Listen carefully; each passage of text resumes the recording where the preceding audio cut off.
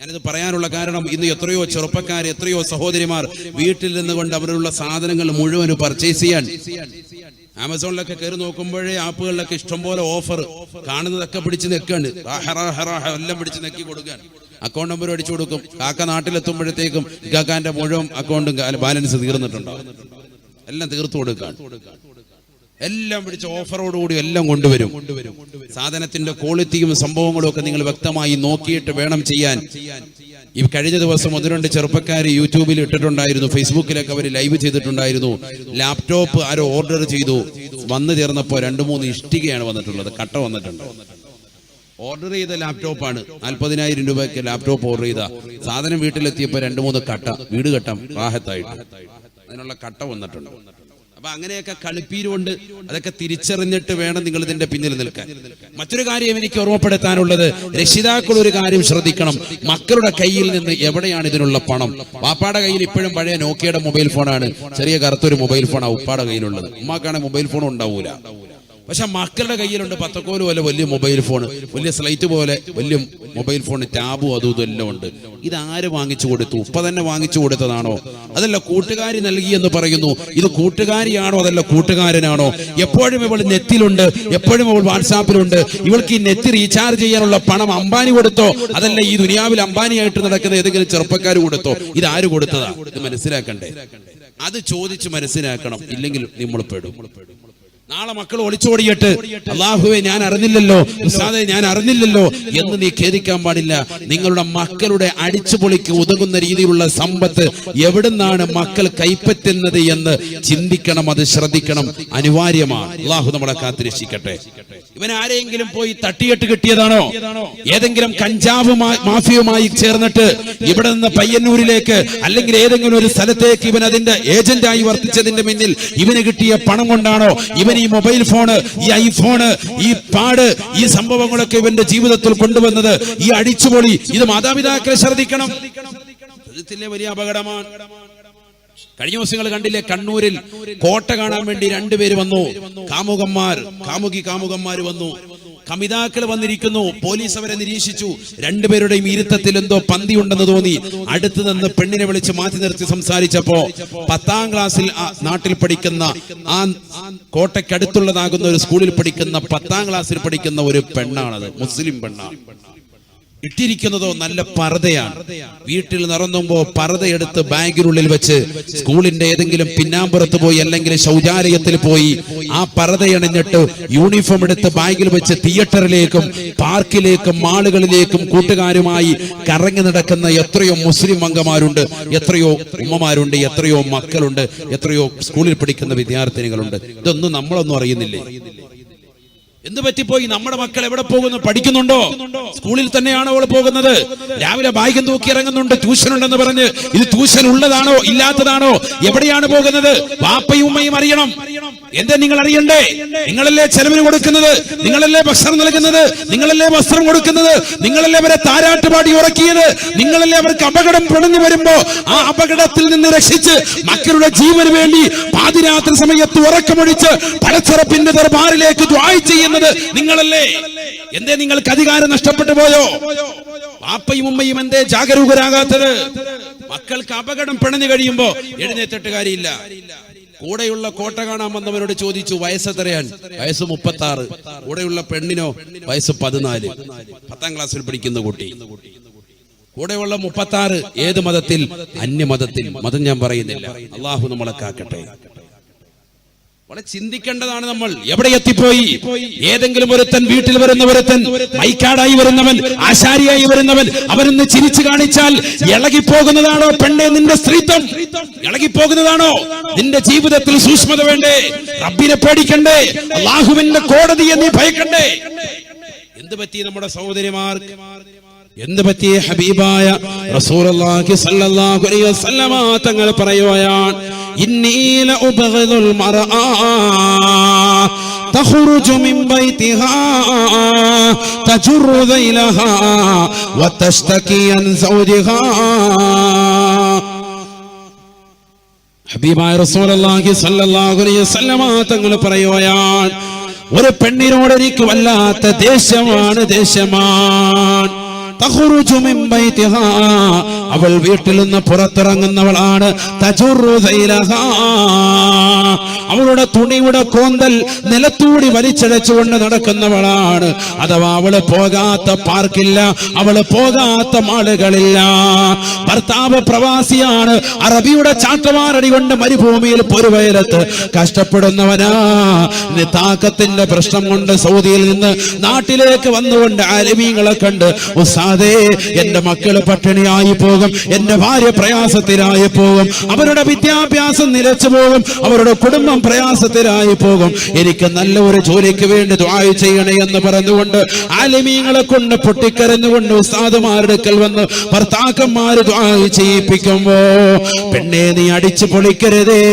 ഭർത്താവ് അറിയാതെ എത്രയോ കാമുകന്മാരുമായി യാത്ര നടത്തുന്ന സഹോദരിമാരില്ലയോ? പാതിരാത്രി സമയത്ത് വാട്സാപ്പിലൂടെ ചാറ്റിംഗ് നടത്തുന്ന പ്രിയപ്പെട്ട പെണ്ണേ, പെണ്ണേ, അല്ലാഹുവിന്റെ റസൂല് പറയുകയാണ്, ഇന്നീല ഉബഗ്ദുൽ മർആ, ഒരു പെണ്ണിനോട് എനിക്ക് വല്ലാത്ത ദേഷ്യമാണ്. തഖ്റുജു മിൻ ബൈതിഹാ, ഭർത്താവിന്റെ അനുമതിയില്ലാതെ അവൾ വീട്ടിൽ നിന്ന് പുറത്തിറങ്ങുന്നവളാണ്. തജുറു സൈലഹാ, അവളുടെ തുണിയുടെ കോന്തൽ നിലത്തൂടി വലിച്ചടച്ച് നടക്കുന്നവളാ.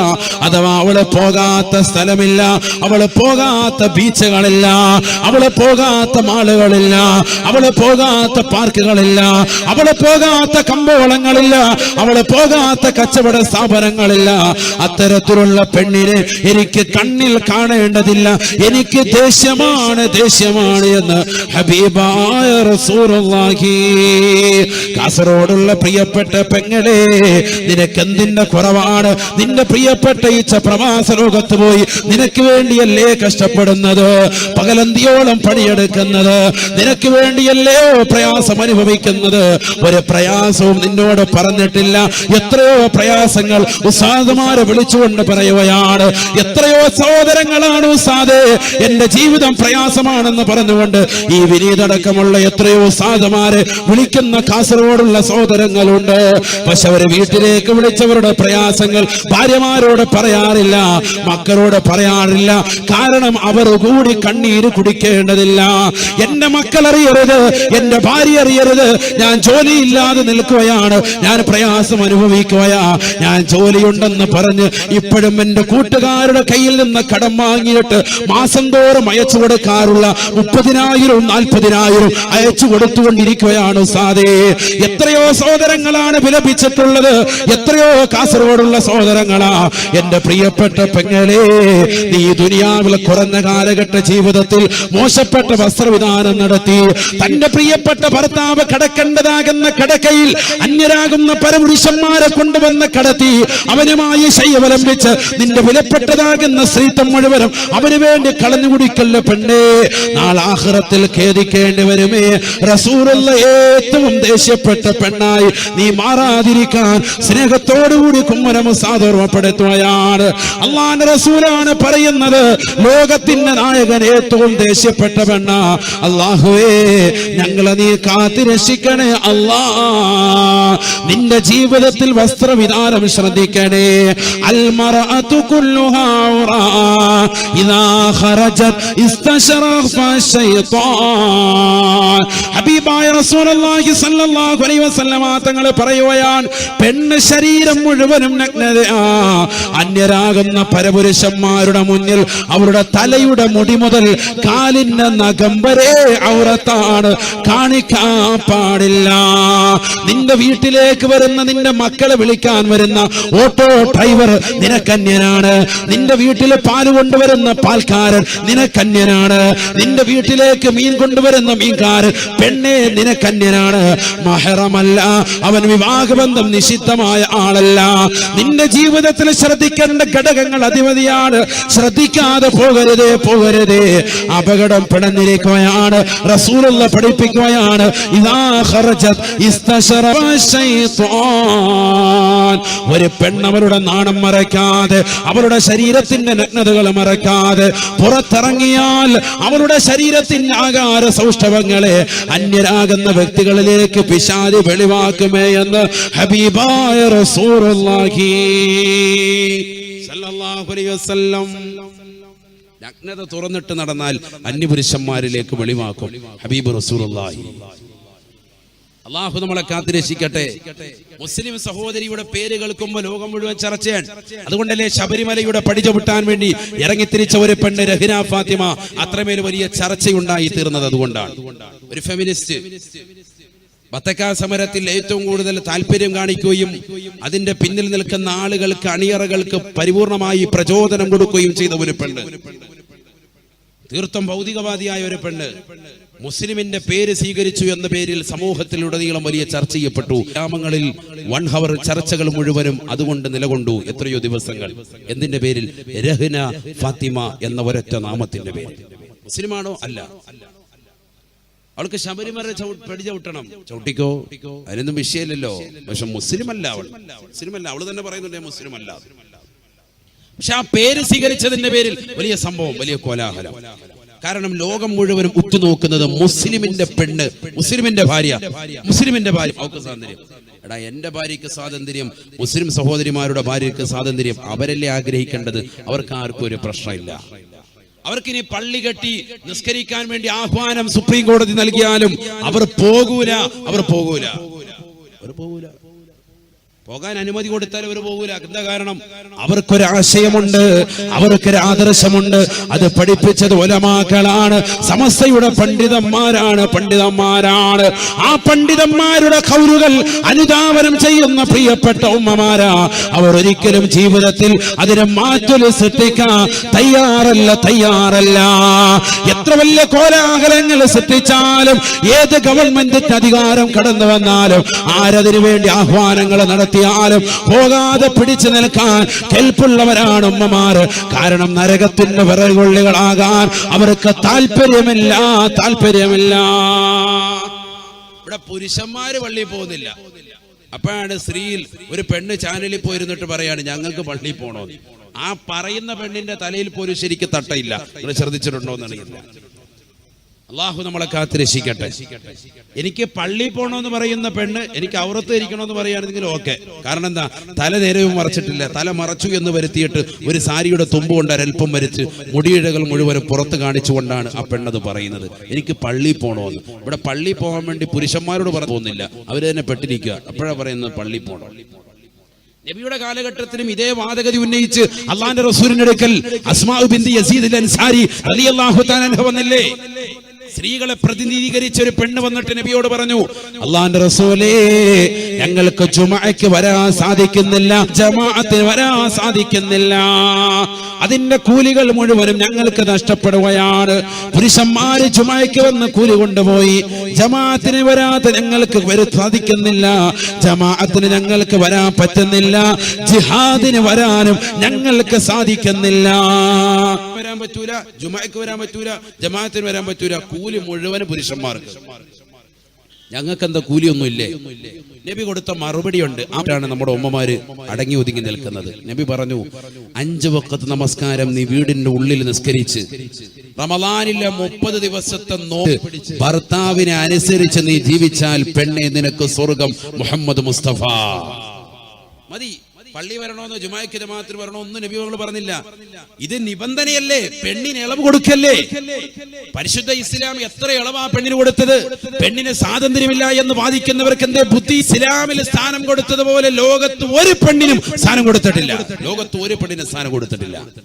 കാരണം ഞാൻ ഏറ്റവും കൂടുതൽ മനുഷ്യരിൽ ഏറ്റവും എനിക്ക് ഹക്കിടപാടുള്ളത് ആരോട് എന്ന് ചോദിച്ചപ്പോ അള്ളാന്റെ റസൂൽ അനുയായിക്ക് മറുപടി കൊടുത്തത് ഉമ്മുക, നിന്റെ പ്രിയപ്പെട്ട ഉമ്മയോടാണ്. കാരണം ഉമ്മ എന്ന് പറയുന്നത് ഒരു പെണ്ണാണ്.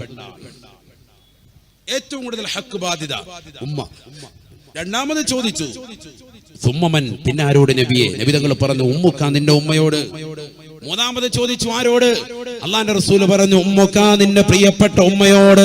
നാലാമതായാണ് റസൂലുള്ളാഹി പറഞ്ഞത് അബൂക, നിന്റെ പ്രിയപ്പെട്ട ഉപ്പയോട്, നിന്റെ പ്രിയപ്പെട്ട വാപ്പയോട്.